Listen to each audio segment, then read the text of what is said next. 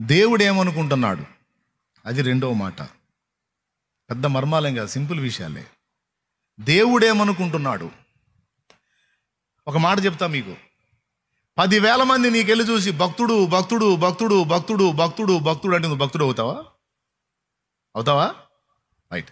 10,000 మంది నీకెళ్ళి చూసి నువ్వు భక్తిహీనుడివి భక్తిహీనుడివి భక్తిహీనుడివి అంటే భక్తుడు కాకుండా పోతావా? 10,000 మంది నీకెళ్ళి చూసి దద్దమ్మ దద్దమ్మ దద్దమ్మ దద్దమ్మ, చేతగానోడు చేతగాంది, అసమర్థుడు అసమర్థురాలంటే అట్లా అవుతావా?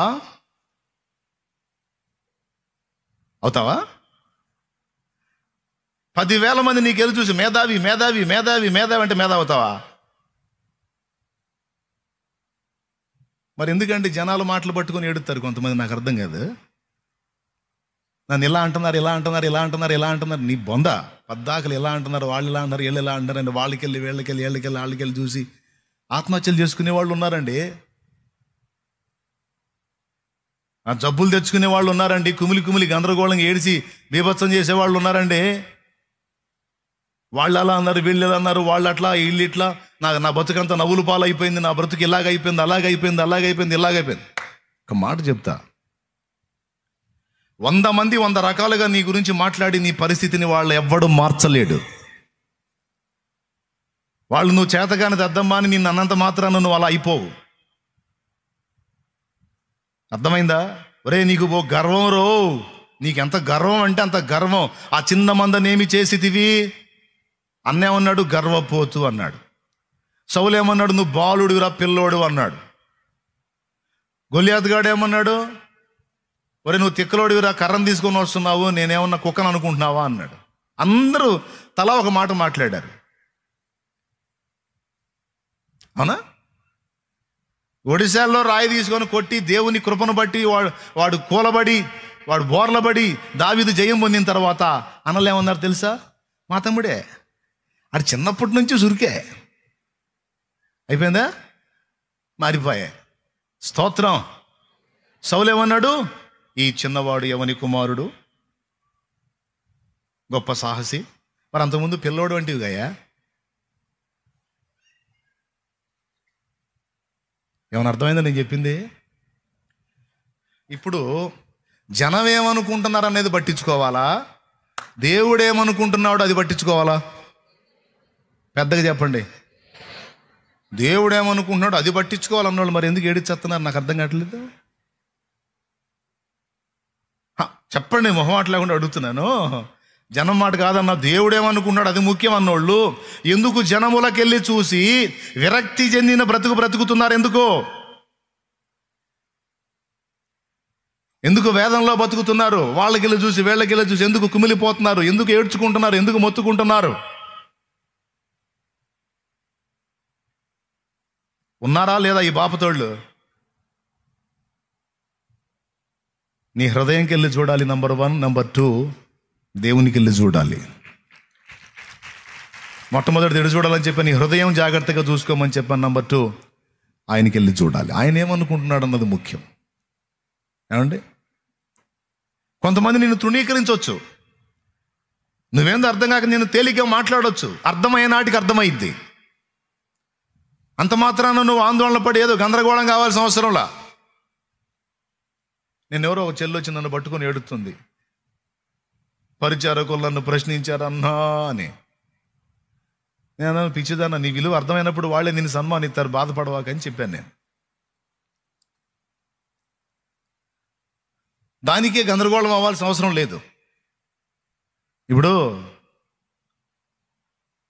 నేను వెళ్ళి నిలబడ్డాను ఒక దగ్గర, వేసిన కుర్చీ తీపిచ్చాడు ఒక ఆయన. మాట వరుస చెబుతున్నా.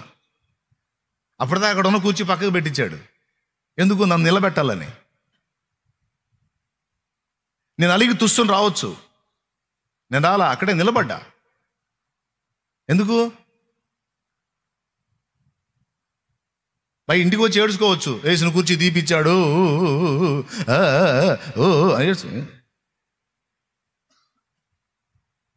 అవమానం చేశారు, చెయ్యనే అన్నా, వందనాలు అన్న, ప్రైజ్ రా బా అన్నా, నేనున్నాను ఇక్కడ అని చూసుమని అలిగి రాలా. స్తోత్రం. అనని, అవమానపరచని, ఏం పర్లా ఉంటాయి, గుర్తులు ఉంటాయి, అట్లా ఉన్నాయి.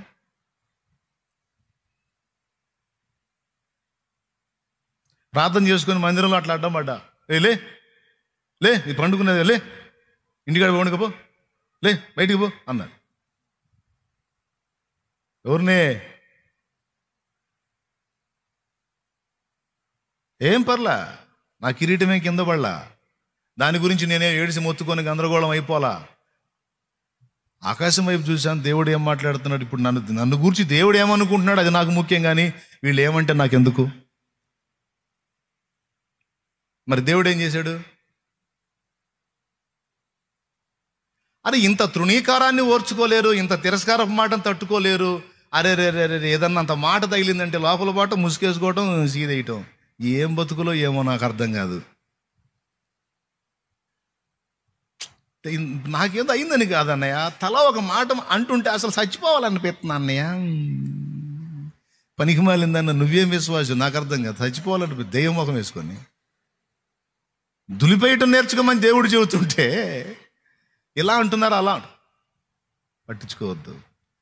దేవుడు ఏమనుకుంటున్నాడో, నా హృదయాన్ని దేవుడు చూస్తున్నాడు, నా జీవితాన్ని దేవుడు ఎరుగును. నేనేం చేశానో, నేను తప్పు చేశానో, న్యాయం చేశానో, మంచి చేశానో, చెడ్డ చేశానో, వీళ్ళు నన్ను అపార్థం చేసుకున్నారు, మిస్అండర్స్టాండింగ్ చేస్తున్నారు, అందుకే నన్ను ద్వేషిస్తారు. నా తండ్రికి తెలుసుగా నేనేందో. నా మీద భయంకరమైన నిందా ప్రచారాలు ఇన్ని నెలల లచ్చంగా యూట్యూబ్లో మన మీదనే చలామణి. స్తోత్రం. యూట్యూబ్లో కొన్ని వీడియోలు అచ్చంగా నా మీదే చలామణి. ఇప్పటికి కూడా కొన్ని నడుస్తూనే ఉన్నాయి. ఇక అవన్నీ కుప్పేసుకొని కూర్చొని ఇక సీదేస్తా ఉండాలి. ఇక ఎక్కడెక్కడ దులిపేసి దేవుని వైపు చూస్తాను. నేను ఏమై ఉన్నానో, నేను ఎలా ఉన్నానో నీకు తెలుసు. 10,000 మంది కలిసి షాలేం రాజు తేడా తేడా తేడా అంటే నేను తేడా అవుతానా? 10,000 మంది కలిసి షాలేం రాజు గొప్ప గొప్ప గొప్ప గొప్ప అంటే అది నీ ఎదుట గొప్ప ఇద్దా? ప్రజలు గొప్ప అన్నా ఒట్టిదే, ప్రజల తేడా అన్నా ఒట్టిదే. గొప్ప అన్నా తేడా అన్నా నువ్వంటే అది ఫిక్స్ ప్రభువా. నువ్వు ప్రభువా అనాల్సిందే. నువ్వు. ఎంతమందికి అర్థమైంది నా ఎల్లారా? దీన్ని బట్టి ఏం ఆలోచిద్దాం? పరుల మాటలను బట్టి కృంగిపోదామా, కుమిలిపోదామా, నిరాశపడదామా, నిరుత్సాహపడదామా, సావులు బతుకులంటూ ఆత్మహత్యల కోసం ఎదుగుదామా? సింహాసనం కోల్పోయినప్పుడు దావీదుని షిమి అనేవాడు చీ పో అన్నాడు. మళ్ళా దేవుడు సింహాసనానికి దావీదుని తీసుకొచ్చినప్పుడు వచ్చి కాళ్ళ మీద పడ్డాడు. పలుగాకి లోకం నిందించిన ఏకాకివై నీవు రోదించిన, పలుగాకి లోకం నిందించిన ఏకాకివై నీవు రోదించిన, అవమాన పర్వాలు ముగిసేనులే, ఆనంద గీతాలు పాడేవులే, నవ్వినోళ్ళంత నీ ముందు తలను వంచేదు ఇక ముందు, నవ్వినోళ్ళంత నీ ముందు తలను వంచేదు ఇక ముందు, ఉందిలే దేవెనా ఎందుకావేదనా, పొందిన యాతన దేవుడే పరచునా, కన్నుల జారిన కన్నీళ్ళు అడిగిన పాదాలు, ఇప్పటి నుండి నీ కళ్ళు చూచును దేవుని కార్యాలు, నీ కన్నుల జారిన కన్నీళ్ళు నడిపెను దేవుని పాదాలు, ఇప్పటి నుండి నీ కళ్ళు చూచును దేవుని కార్యాలు. హల్లెలూయా హల్లెలూయా హల్లెలూయా. నిన్ను చూసి మొరిగే కుక్కలు కానీ కప్పలు కానీ ఎక్కువ ఉండవు. స్తోత్రం. చైనా దేశంలో కప్పలు తింటారు తెలుసుగా? తింటారు తెలుసా చైనా వాళ్ళు? ఒకటి ఇంటి ముందు పెద్ద మడుగు ఉందంట. ఆ మడుగు నిండా కప్పలే. ఎందుకంటే నైట్ రోజు గోల్ చేస్తున్నాయి. కడుపులో మండి లాభం లేదని హోటల్కి పోయాడు. కప్పలు ఇస్తాను, కొంటారా అన్నాడు. ఆల్రెడీ మాకు సప్లై చేసేవాళ్ళు ఉన్నారు, అయినా సరే మాకు అవసరం ఉంది, అమ్ముతావా, తెస్తావా? తెస్తాను. ఎన్ని కప్పలు తెస్తావు, రోజుకి ఎన్ని సప్లై చేయగలుగుతావు అన్నారు. రోజుకి 200 తాగుతావు, 200 కప్పలు తెస్తాను నేను అన్నాడు. 200 కప్పలు 200 కప్పలు నువ్వు తేలేవలే కానీ నువ్వు రోజుకు ఒక 50 కప్పలు తెచ్చినా నేను తీసుకుంటాను అన్నాడు. 50? మా ఇంటి ఎదురు కుంట నిండా అయ్యే, నీకెందుకు, నేను తెస్తాగా అనిపోయాడు. 50 కాదు 200 కన్ఫర్మ్ చేసుకో అన్నాడు. పోయి ఆ మడుగంతా వెతికి 2 కప్పలు పట్టాడు. ఎన్ని కప్పలు? 2 కప్పలు పట్టాడు. ఇదేంది 2 కప్పలు? నేను 200 కప్పలు తీసుకెళ్దాం అనుకున్నాను, 2 కప్పలు ఏమున్నాయండి, అయ్యో ఏంటిది అని ఆడు ఆలోచించి ఆ 2 కప్పలే తీసుకొని పోయాడు. ఏందండి, రోజు నైట్ చూస్తే గోల గోల చేస్తాను, ఆ కుంట నిండా గోల చేస్తానే, పడితేనేమో మొత్తం జల్లెడేసి పెట్టిన 2 కప్పలే తేలిని అంటే కప్పల సంగతి నాకు తెలుసురా సోదరా, అందుకే నేను 200 తెస్తానంటే 50 దేశరా తీసుకుంటాను అన్నాను. అవి ఉండేది 2, గోల పెచ్చు. అర్థమైందా? ఏమన్నా అర్థమైందా? అవి ఉండేది 2, గోల మాత్రం 100 ఉన్నట్టు గోల చేస్తాయి. ఈరోజు ఇప్పుడు చెప్పుకుంటా మతోన్మాదులు ఉన్నాయి, చూసా మతోన్మాద కప్పలు. ఈ కప్పలన్నీ కొన్నే, టోటల్ ప్రపంచం అంతా అలా లేదు, దేశం అంతా అలా లేదు, రాష్ట్రం అంతా అలా లేదు.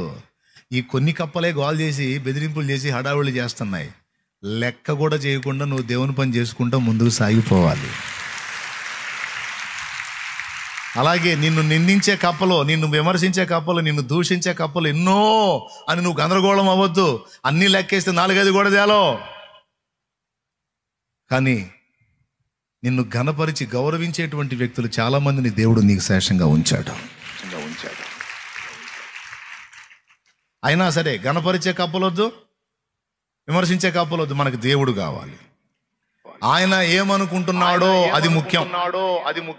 ఫస్ట్ ఏమన్నాను నేను? ఆయన ఏం చూస్తున్నాడు ఒకటి, రెండవది ఆయన ఏమనుకుంటున్నాడో అది ముఖ్యం. నీ పని అయిపోయింది అని 10 మంది అనొచ్చు, అంత మాత్రం నీ పని అయిపోయిద్దా? ఆ మాట దేవుడు అన్నాడో లేదో చూడు. దేవుని ముందు మోకాళ్ళే, దేవుడు కూడా అదే మాట అంటే అప్పుడు కన్ఫర్మ్ చేసుకో. ప్రభువా 10 మంది నీ పని అయిపోయింది అంటున్నారు, మరి నువ్వేమంటావు తండ్రి అని అడుగు. ఆయన మాట్లాడే దేవుడు, ఆయన కూడా నీ పని అయిపోయిందంటే అప్పుడు ఒప్పుకో. అంటాడా మాట? 10 మంది కాదు, 100 మంది కాదు, 1000 మంది నీ పని అయిపోయిందన్నా, అయిపోయిందంట నీకు వాళ్ళెవరు, అయిపోవటానికి నువ్వెవరు? నీవు నా చేతిలో ఉన్నావు. కుమ్మరి సారె మీద మట్టి ముద్దన్నట్టు నువ్వు నా చేతిలో ఉన్నావు. వాళ్ళందరి ఎదుట నేను నిన్ను ఆశీర్వాదకరంగా మలుస్తాను, లెక్క చేయవాగపా అంటాడు. కానీ ఏం చేద్దాం, మన సైకాలజీ ఎట్టేడిసిద్ది తెలుసా? ఆయన ఏమనుకుంటున్నాడో పట్టించుకో. ఈ పక్కన వాళ్ళ మాటలు, వీళ్ళ మాటలు విని నరాలు వీక్నెస్ తెచ్చుకొని మనం గందరగోళం అయిపోయి పక్కన కూడా గందరగోళం చేస్తాం. ఇది స్పష్టంగా చెప్తున్నాను, దయచేసి ఇలాంటి మనసు మీలో కలిగి ఉండవద్దు. ఫస్ట్ దేవుడు ఏం చూస్తున్నాడు, రెండవది దేవుడు ఏమనుకుంటున్నాడో అనేది మేజర్గా తీసుకోండి. ఇక మనుషుల మాటలను లక్ష్య పెట్టొద్దు. సాధ్యమైనంత వరకు అందరితో సమాధానంగా ఉండండి, సాధ్యమైనంత వరకు అందరికీ మంచి చేయండి, అందరి ఎదుట మంచి సాక్ష్యాన్ని కలిగి ఉండండి, అంతవరకు ఓకే. కానీ నీ పరిస్థితులను బట్టి తలా ఒక మాట మాట్లాడినప్పుడు ఆ మాటల్ని నువ్వు లక్ష్య పెట్టొద్దు. దేవునికి స్తోత్రం కలుగునుగాక. ఒకడంటాడు, అన్న మీరు విజయవాడలో పరిచర్య చేశారు కదన్నా, అందరికీ తెలిసేటట్టు బయలుపరచండి అన్నని ఒకళ్ళు అంటారు పబ్లిసిటీ అవసరమా? అప్పుడు నేను చెప్పాను, మరి ఒకళ్ళేమో అట్లా అంటారు, ఒకళ్ళు ఇట్లా అంటారు. మనుషుల మనస్తత్వాలు చెప్తున్నాను నేను. ఒకళ్ళేమో పబ్లిసిటీ చేయొద్దు అంటారు, ఒకళ్ళేమో అన్న 10 మందికి తెలిసేటట్టు చూపించండి అన్న, క్రైస్తవులు కూడా సమాజం నష్టపోయినప్పుడు క్రైస్తవులు కూడా ఇదిగో సేవ చేశారనే సాక్ష్యం ఉంటుందన్న, చూపించండి అన్న అని 10 మంది. ఒకరిద్దరు ఏమంటారు, అవసరమా? నేను చెబుతున్నా, నేను అది పట్టించుకొని ఇది పట్టించుకోను. దేవుని వైపు చూస్తా, దేవుడికి న్యాయం చెప్పుకుంటా, దేవా ఈ కారణం చేత నేను ఈ పని చేస్తున్నా, దీన్ని నువ్వు ఆమోదించు. ఎందుకంటే వీళ్ళేమనుకున్నారో వాళ్ళేమనుకున్నారో కాదు, నాకు నువ్వేమనుకున్నావు అది ముఖ్యం. నువ్వేమనుకున్నావు అది ముఖ్యం ప్రభువా. నేను చేసేది ఏ ఉద్దేశంతో చేస్తున్నానో నా హృదయం నీకు తెలుసు కాబట్టి నీకు స్తోత్రం. దాన్ని బట్టి నేనేం కలత చెందను.